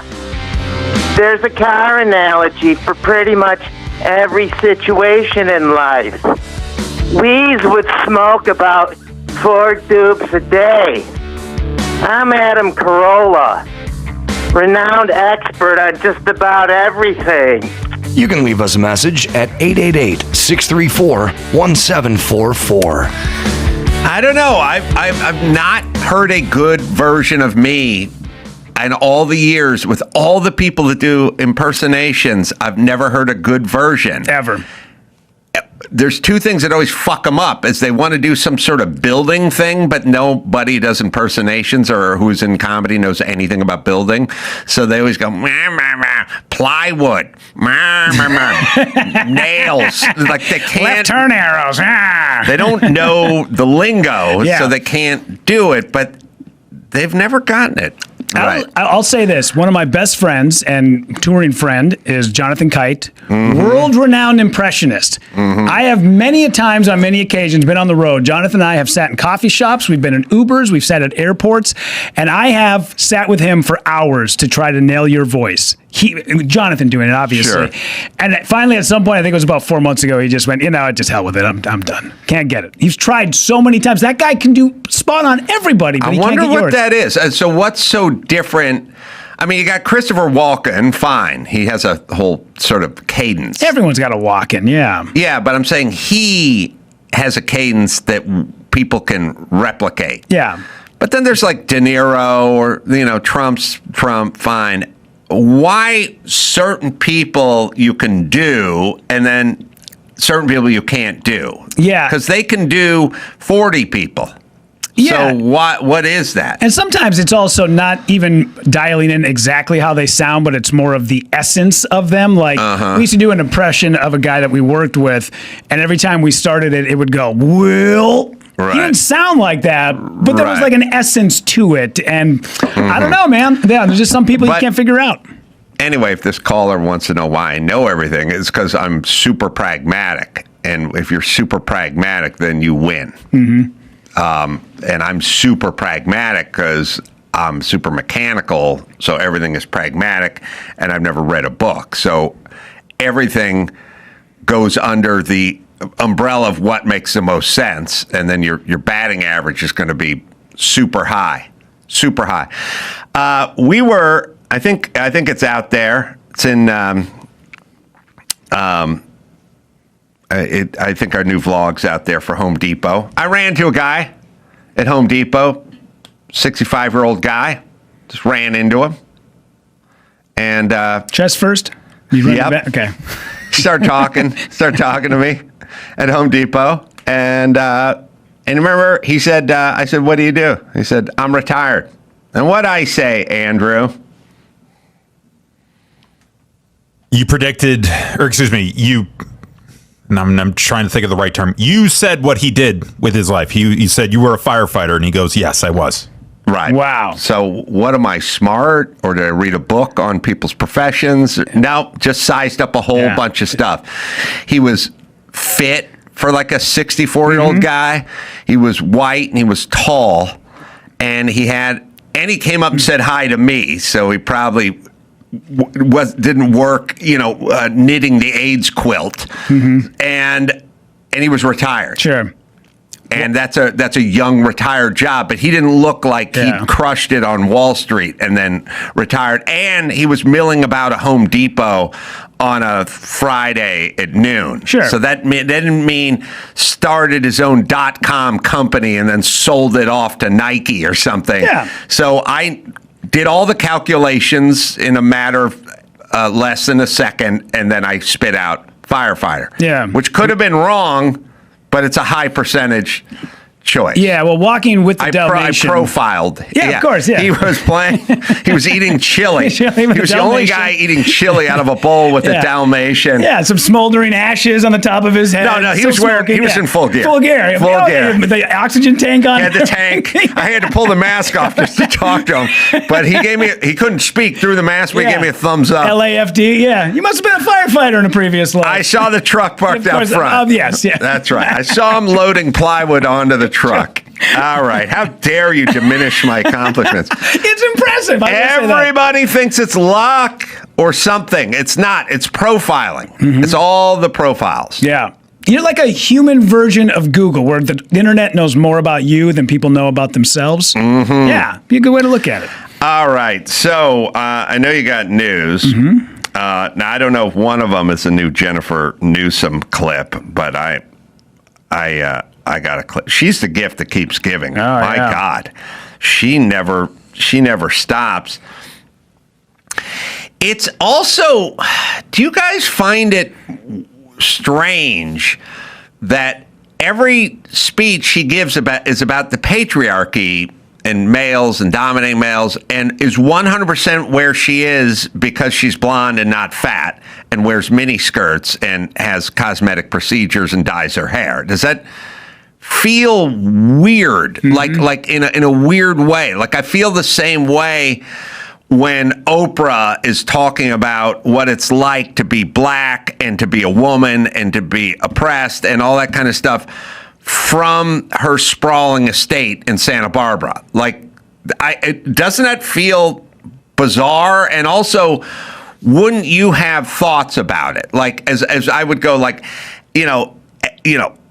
heterosexual males of Italian descent can't get a leg up in this society because they will not be accepted. So says Adam from his home in Malibu. That's I would feel self-conscious about it. She's literally as close as you can get to a human Barbie doll, and she's never stops talking about the patriarchy, but that's exactly who she ingratiated herself to in order to be rich now. All right, let's hear what she has to say. Like, every problem that we have in society right now will be fixed when women come together and partner with our male allies and other allies. But when more women are in the rooms, all right, pause it.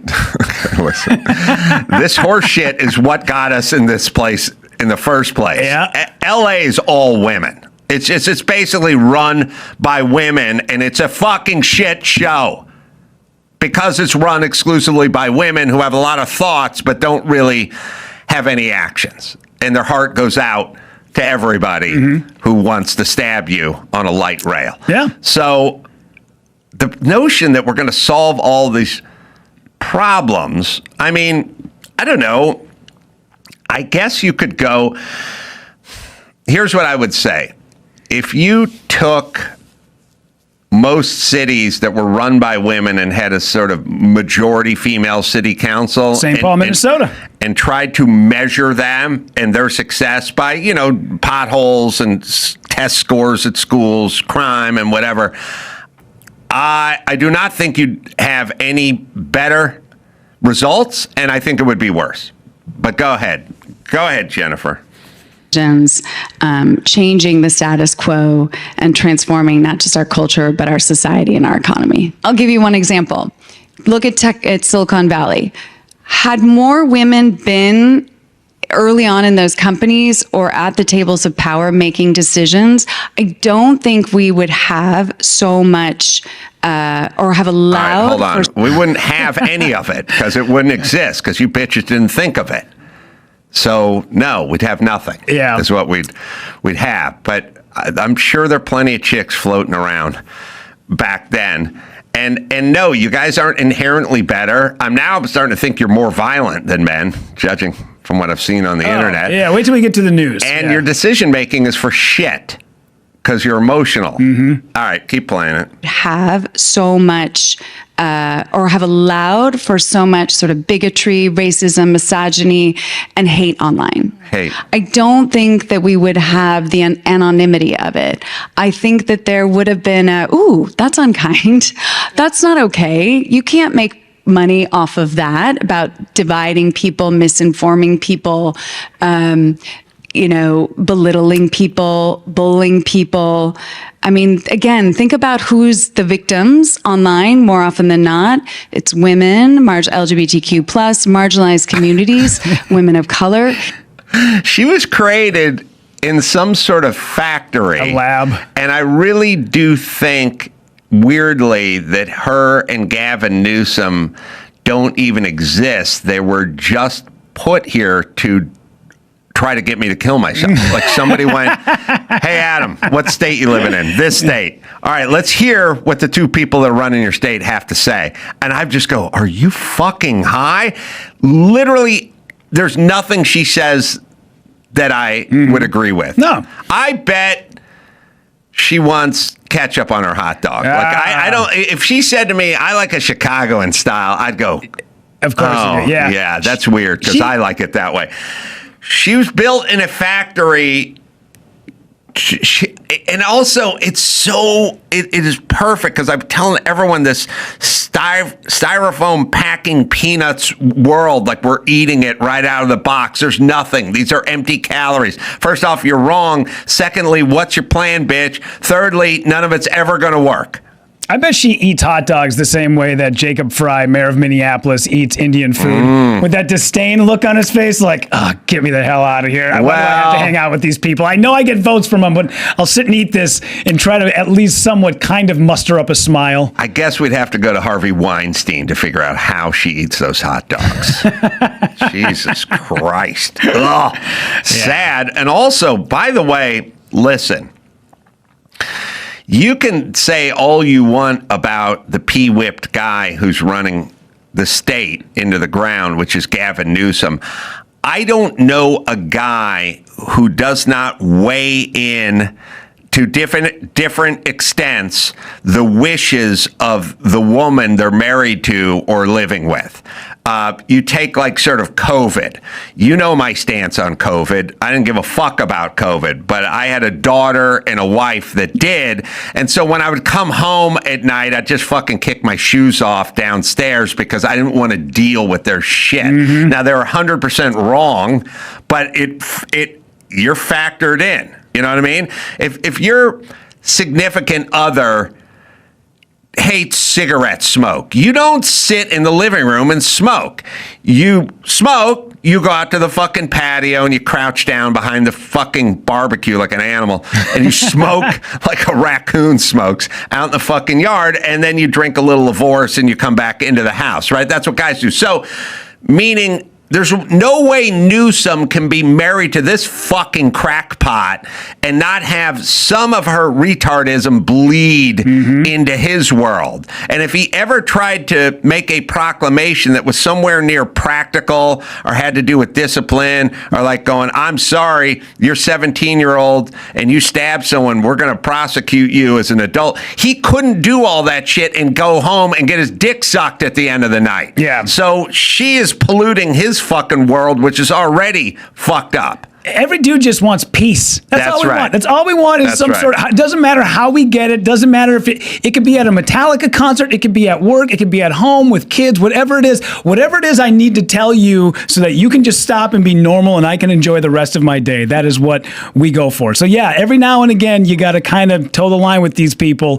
And then yes, whatever it is that they have, their agenda is, it bleeds onto you. And that's the part that is always hurtful. Yeah, there's no way her and her sort of radical feminism is not infecting Newsom to some degree. Simply Safe. Well, traditional home security has expensive monthly fees, multi-year contracts, and confusing hardware. And that's why I use Simply Safe instead. You can customize a system on their website and have it at your home in just days. Easy to install. It's not just cameras, by the way. It's an entire ecosystem of sensors.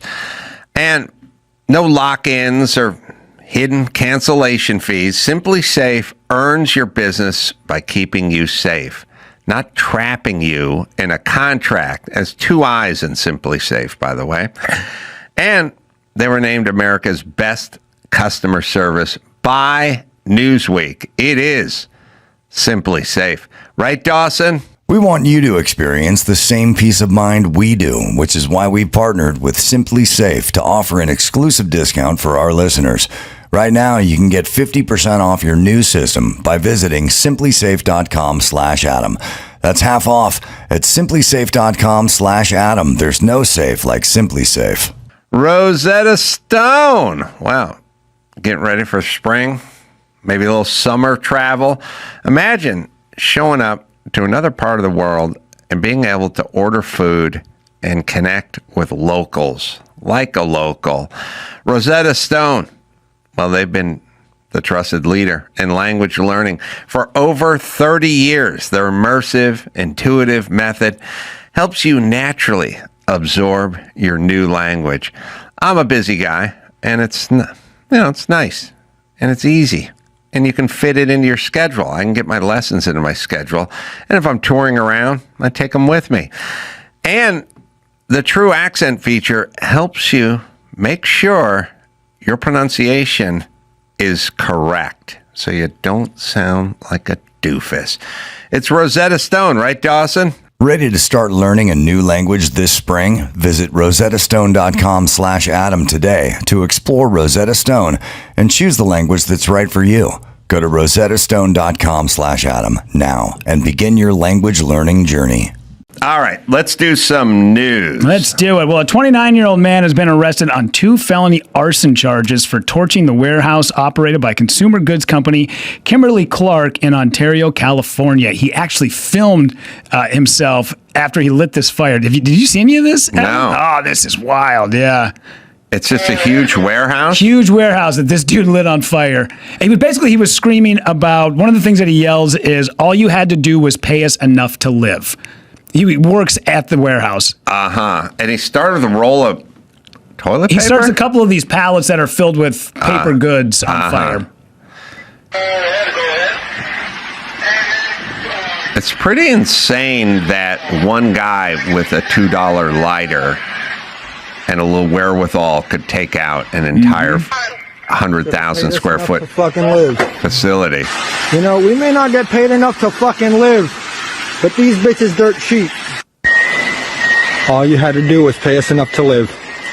All you had to do was pay us enough to fucking live. All you had to do was quit and go get a different job somewhere that paid you better. How about you get a fucking skill, bro? Yeah. All you had to do was pay us enough to live.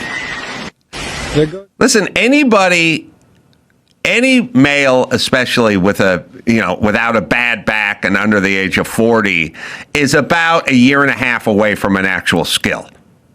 You guys want to fucking be barbacks and watch fucking ESPN all night and try to get chicks' phone numbers or have sort of stupid shit retard jobs. But you want to fucking go out and apprentice and you want to learn something, you can learn something. Absolutely. You don't want to work, but if you want to work, you're about 2 years away from getting paid a lot as an electrician or a plumber. But you never do it. You never avail yourself of it. You just fucking rot in a warehouse. Yeah. So this warehouse had to have fire sprinklers because it's a modern-esque warehouse. But I guess if you light enough pallets of toilet paper on fire. Yeah, I imagine so. It didn't say anything about the actual inside of but you could tell from the photos, the blaze it lit the whole damn thing on fire.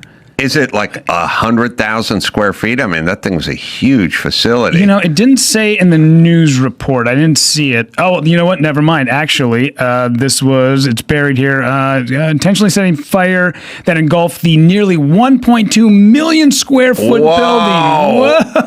That's a lot of fire. Yeah. About 20 employees were inside the warehouse when the fire broke out, including he himself, who was arrested for felony arson. Man. Now, what's the best thing? I'm trying to think. Paper towels, pretty good kindling. Yep. Toilet paper, good. Paper ass gaskets. Those go up pretty fast. Those are nice. Yeah. I would say I put third maxi pad. Oh, you got a cardboard box. You got a lot of cotton in there. Yep. Adhesive strip. Yeah. That always gets the fire started. Yeah. Yeah. Do they have any sort of those wipes, like those butt wipes, but instead of the soft ones? Too moist. But do you have ones that are alcohol based for cleaning? Do they have some sort of? Well, they do, because once Jimmy wiped his ass with the Clorox ones, he thought it was the ass wipe for the ones, and his wife left out the sink wipe ones, and he burned his ass with the Clorox. Crazy. So I can't imagine. By the way, here's how guys are. If a woman had burned her vagina with a Clorox wipe, other women would be sympathetic when she told them that story. When Jimmy told me that, all I did was laugh my ass off. Yeah. I went like, oh my God, how's your asshole? I was like, that's the greatest thing I've ever heard. That's the difference between men and women. Yeah. Funny. All eligible men will now automatically be registered into the military draft pool by December as part of an effort to streamline the previous process of self-registration and to save money. Most men between the ages of 18 and 25 are already required to register with Selective Service, but automatic registration was mandated in December of 2025 as part of the fiscal 2026 National Defense Authorization Act. All right. I'm all for more people doing more shit. Yeah. There's too many fucking lazy dudes in this country. Yeah. And that's part of the problem. I was a little bit past, I was already 21 when 9/11 happened. And since I'm the last male in my family, there was conversations about like, hey, there's a couple of us that are just sitting around doing nothing in Wisconsin. Maybe it's time we jump into the service. We talked to a lot of the recruiters who said, well, because of your situation with your family, you're never going to see active duty. But there is, if you want to do behind the scenes stuff, you're more than you come from a family of pussies. Pussies, yeah, a lot of pussies. That's why they were like 5'6", all 152 pounds of you. Come on, buddy. They wouldn't let you because what with their family? Because I'm the last male in my family. I have no brothers. I have no cousins. I was the only male in my family. So they said you can still join though. You can still go in. Interesting. It's interesting that they factor that in. Yeah. Well, there was it started because of, I think you and I listened. Saving Private Rudy. Yes. Well, it started because the Sullivan brothers from Waterloo, 5 of them. There was 5 of them from Waterloo, Iowa, who went to the service. All 5 boys were killed during the service, and that's where it came from. So, yeah, this is great. Absolutely. I think it's, man, I always say if I could go, I'm reading Rob Riggle's book about Spit, Grit, and Never Quit, Marine's Guide to Comedy. And he talks about being a pilot, and that's my biggest lament is not becoming an Air Force pilot. Because I'm the size, I'm small. I wish that would have been the thing I could have done, and never panned out. Yeah, that's a dream of mine as well. I mean, it's so cool, but I didn't have the education to be able to pull it off. But, there's the joke I've never been able to work out because it upsets the audience, but I swear I'm gonna try it. Is every one of those shows on 9/11, it always shows the guy sitting home like you seeing the thing, and the guy like said, I stood up when that second tower went down, and I walked right to the recruiter's office, and 2 weeks later I was in Afghanistan, and everyone's like, God, you're a hero, and I'm like, yeah, but also didn't have a lot going on. Sure. Why are you watching TV at 9 a.m.? Yeah, and then what about your family? You have a young girl, you just fucking left? Like, you literally just got up, left your house, and went I mean, if you think about it, if I just left right now and just went, I'm going to recruiting office, I'll be in Afghanistan for the next 4 years, I'd kind of fuck up a lot of people around me. Yeah. The only way you could do it is if you had zero going on in your life. Well, after the second day of no Montel Williams on at 9 a.m., he's like, well, what else do I got? Time to roll. All right, what else you got? A beloved coffee chain founded in San Francisco is removing pride flags and other flag decor from its stores, the company's CEO announced on Wednesday. Phil's the longstanding supporter of LGBTQIA plus community. What does it really mean to support that community? Like, let's really just break it down. I support, you give them money, and then they what? Buy lube or flags? Yeah, death, love, cock rings. Like, what does that mean? Like, I support. Like, I don't know. Without your support, would they be okay? Would gay men be around? Would they be allowed to get married? That's a good question. I don't think it means anything. No. I don't think Jesse Jackson has done anything. I don't think Al Sharpton's done anything. I don't think Black Lives Matter. I know Jennifer Newsom's very close to the LGBT community. What the fuck does she do? And then how does that work? It works by saying, we support you, so can you please come to our coffee shop and spend money so we can make money? All right, and here's a flag with your colors on it. But other than that, I'm not sure. Like, that's as far as it goes, and they will also throw a sign that says what they will tolerate and what they will stand for. I do like that. There was a Phil's Coffee in San Diego. You did 20 minutes on this because you walked by it early, and it was one of those signs where we accept everybody. It was on the way to San Diego. It was like halfway to San Diego. Okay. Yeah. And that was a Phil's Coffee. Yes. And it's here we believe, no one is in, we believe in, and we and believe you just want some fucking coffee. I took a picture of it and made fun of it for 20 minutes on stage. There's a picture of it somewhere. I don't know, Phil's Coffee Creed or whatever. It's the same bullshit the neighbor with the sign on the lawn believes in. But here's what I'm saying. Mark Garagos' attorney is an Armo. And he fucking loves the Armenian community. And he does like pro bono work. If some Armenian, and this isn't even hypothetical, some like 19-year-old Armenian kid, is doing 90 miles an hour on the freeway and hits somebody and kills them in their car and they're trying to give him vehicular manslaughter, he fucking defends that guy for free because he's into Armenians. You guys are into the LGBT. What the fuck do you ever do? Mm-hmm. You put a stupid flag up and do nothing. Mm-hmm. And by the way, what? And what do they need from you? You know what I mean? Yeah. Like, what does the gay community need from you? Like, how's it even work? Yeah. Besides a hug, I don't know what else could possibly be.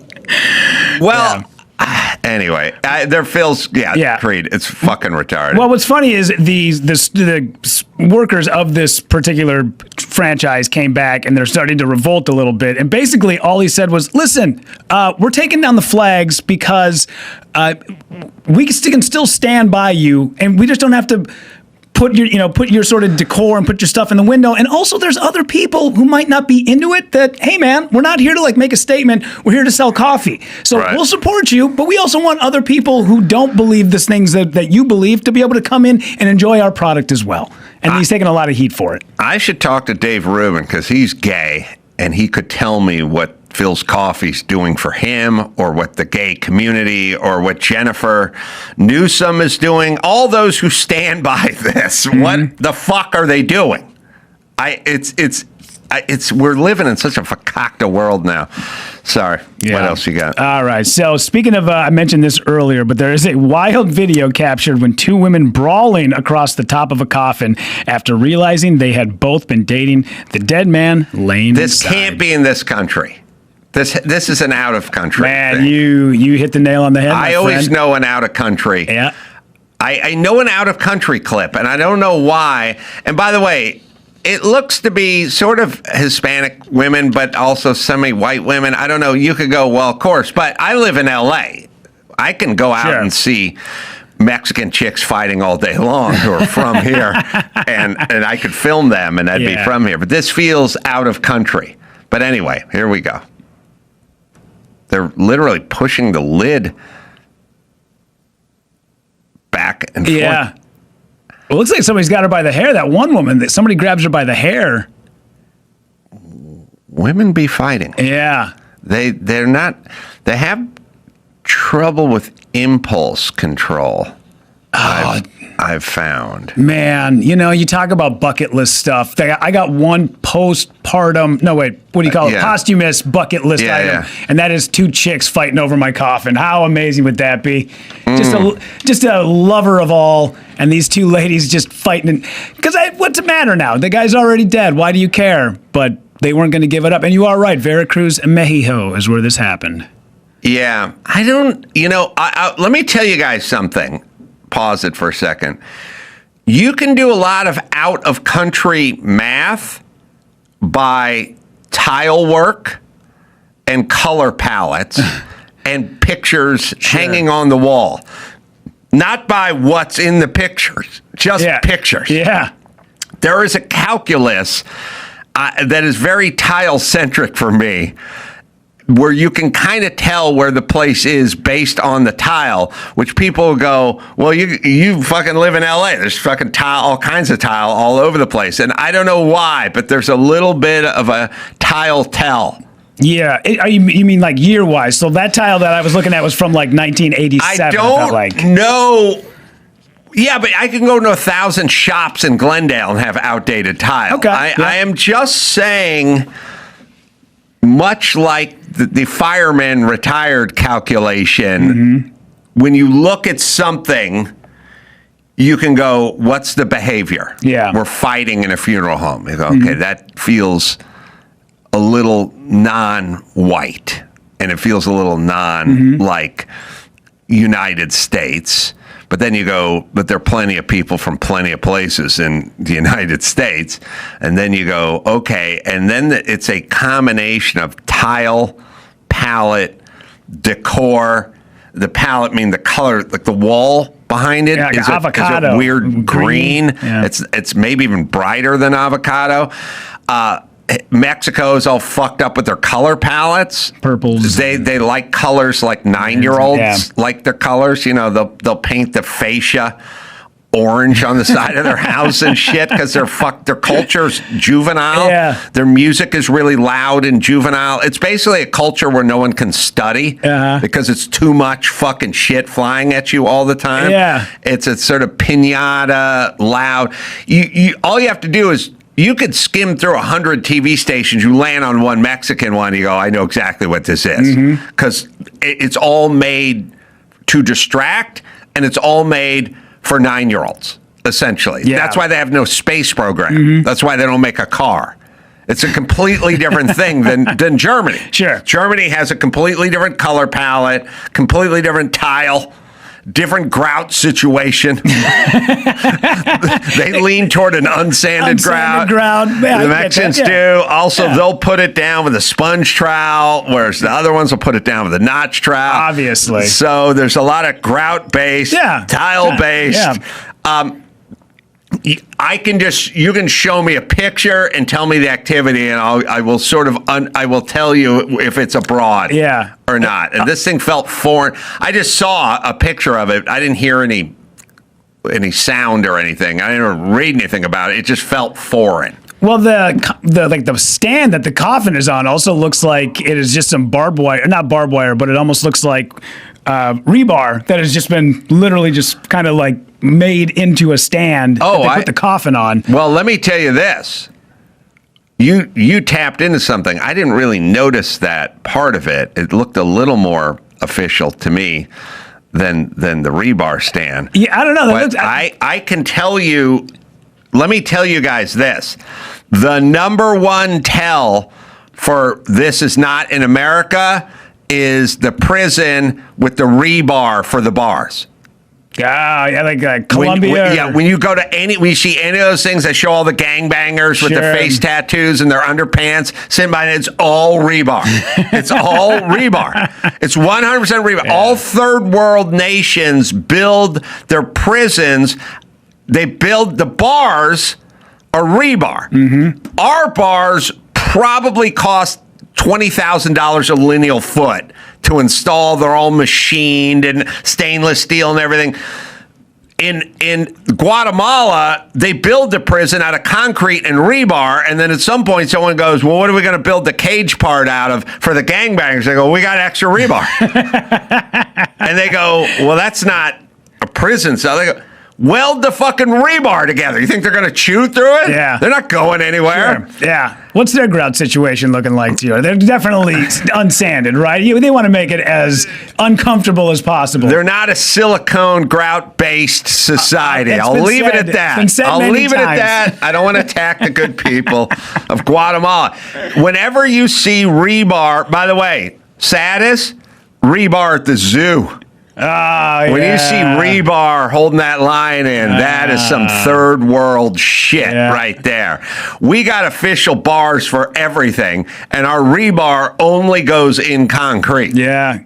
Gangbangers and polar bears, man, behind that rebar. So sad. You do not want to be in a prison that has rebar fucking bars in front of you. You are fucked if that's it. And if you're a polar bear, you don't want to be in a zoo with rebar. All right, so everyone coached up? We got it now. Yep. I'll be in Phoenix this week. Oh, are you going to be out there, Rudy? Desert Ridge? I will be there with you, man. Improv, 5 shows. Rudy's a really strong comic. Friday, Saturday, and Sunday. You can go to the merch store. We got our new racist shirt available for you guys. You can check that out at adamcarolla.com. And the Home Depot vlog is out, everybody, so check that at adamcarolla.com. So, let's see, Rudy, give a plug. Yeah, I got a bunch of dates right now. I'll be in Chicago, I'll be in Arlington, Texas, and then I'm with you in Phoenix. So check out rudypovichcomedy.com. And Ed Elson and Rudy and Adam saying mahalo.